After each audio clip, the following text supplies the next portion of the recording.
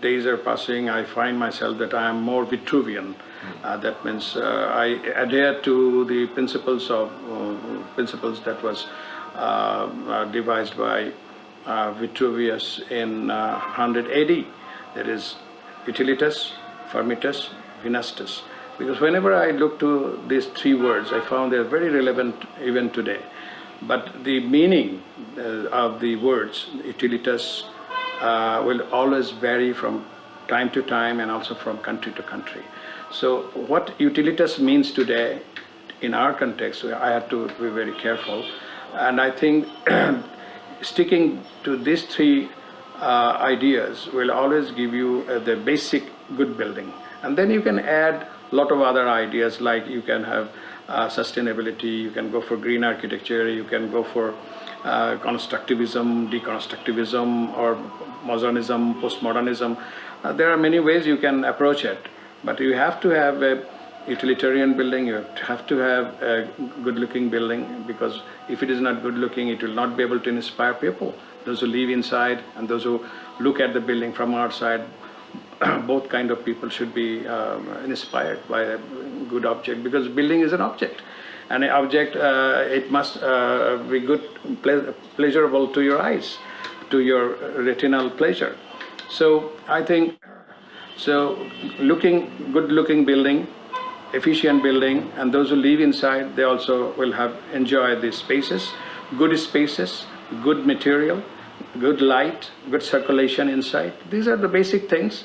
And then you have to be honest with your structural system. You have to devise a structure, not a confusing one, but a steady and a logical derivation of a structural system. And you should also look into the economy. Unnecessary spending money is not a wise idea. Why should you? So in our country, we have been always, in my architecture, I had always been very careful about economy. And I think you can make a good building with very minimum means. It is the idea that should be the rich thing. Not very expensive material will not make an expensive or good building.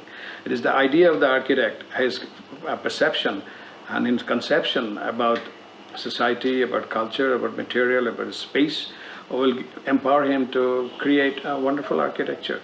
And I have been doing it. And also, in addition to that, I also like to have some dramatic effect of this space, some drama of space. But this drama, because the drama of space can be transmitted into the drama of life.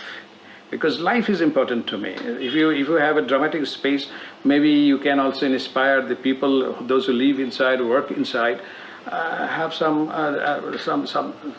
drama of life, and that is very important. The space must be able to influence people, must be able to inspire people so that they can enjoy. They enjoy being inside the building. And buildings, if it is a very nice building, it becomes an artwork. And if you live inside an artwork, what else can be better? So buildings are man-made, and there is nature. So I think my buildings should be very careful, because we can use geometry. In nature, you don't have squares or rectangles. So squares and rectangles are very much the domain of the human being. It has come from their intellectual understanding of form.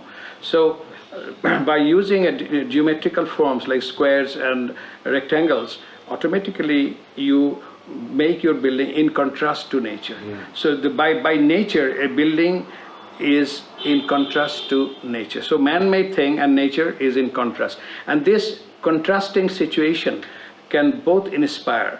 And when you are inside the building, you feel like going outside and the nature. When you are outside, you feel like going inside. And that kind of dialogue and relationship, that it compels you to go outside and come inside, is the way a good architecture can be successful. And so these are the things I have been very careful, and I always try to avoid any sentimental understanding of the culture and the architecture of the past. I do not like to use some elements from the past, but we can always question it, whether it is appropriate for my time, whether it is easy to build, whether the materials are available these days. So all those questions must be answered logically. So the basic idea of architecture in my case is a rational approach to architecture. But then I also know only mathematical, but this rationalism doesn't mean a mathematical approach to it. Is also this rationality must be filtered through humanism, filtered through sensorial understanding of spaces and form. If these things can be done, I think our architecture can be also timeless.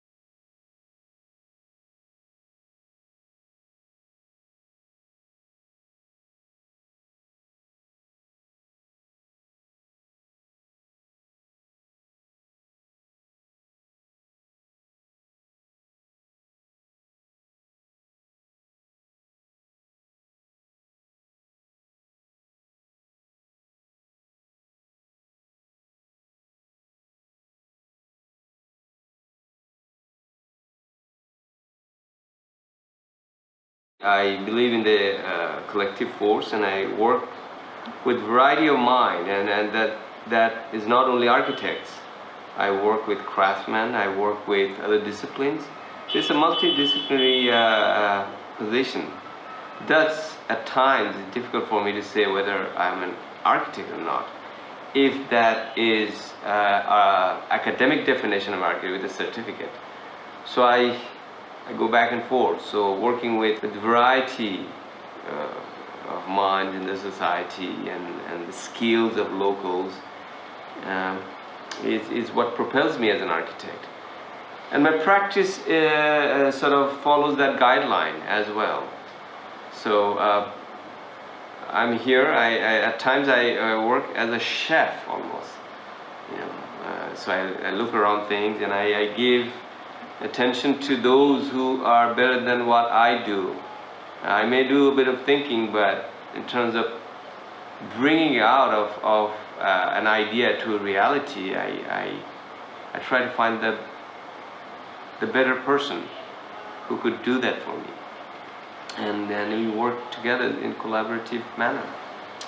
for me, nothing is dead. There is this saying that it's a dead material, live material, natural material. I consciously try not to look at anything sort of dead or constructed. For me, everything has a hidden energy, principle of material. And for me, it's an opportunity or scope, and no matter how small or large of a thing I'm handling, for me it's important that to bring out the essence. For me, essence and spirit of material is very, very important. And my selection of material right now that I practice in Dhaka, Bangladesh, has a very specificity of its user. I don't want to bring in an individual user into my very interior of my mind through my work and have them challenged for their intelligence. I really don't enjoy that at all.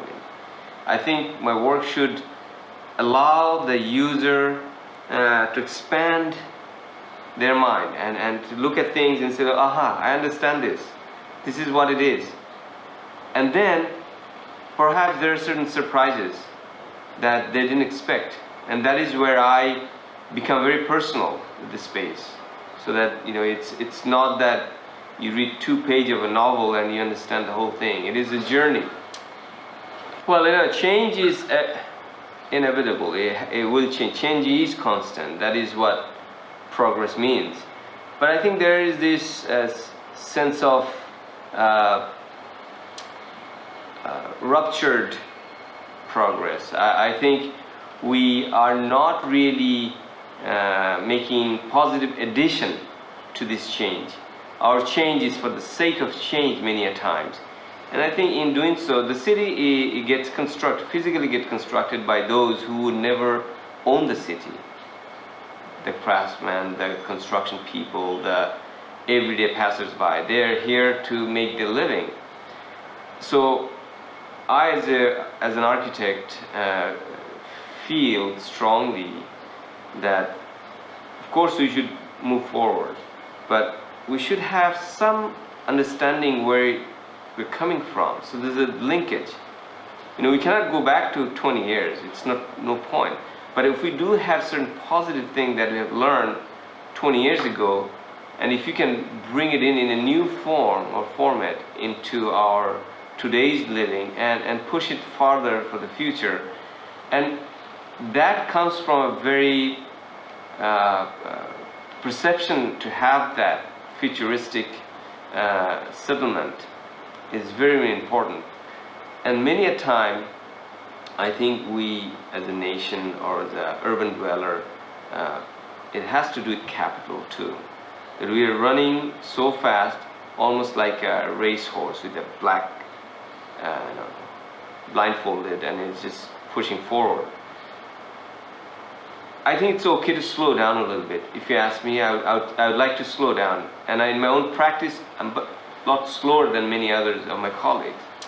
Slowness will allow me, or does allow me, to see things more clearly. But I do see a bit of light. In my own work I try, and I see among my own colleagues.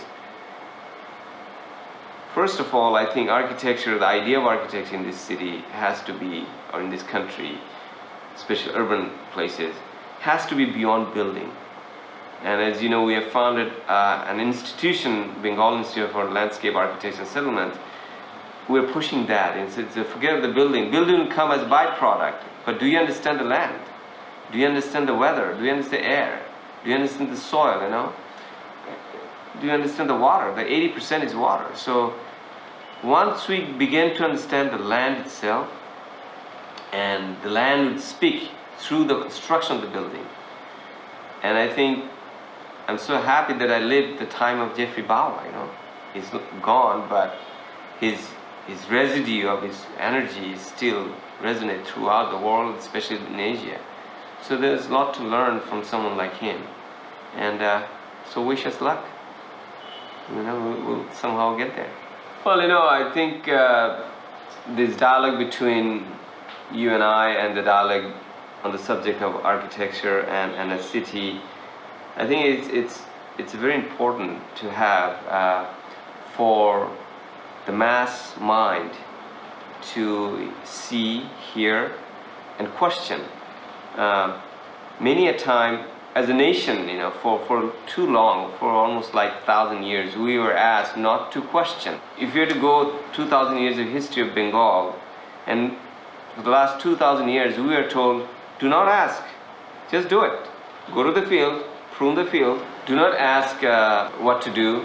But it's only time that we had since 71, it's like bizarre, 2,000 years in 1971, that we are given the opportunity to think for ourselves. And so it's too short for us to sort of come to a point and answer and question and give answer again to questions. It's not possible. What is possible is to raise awareness, and this kind of conversation among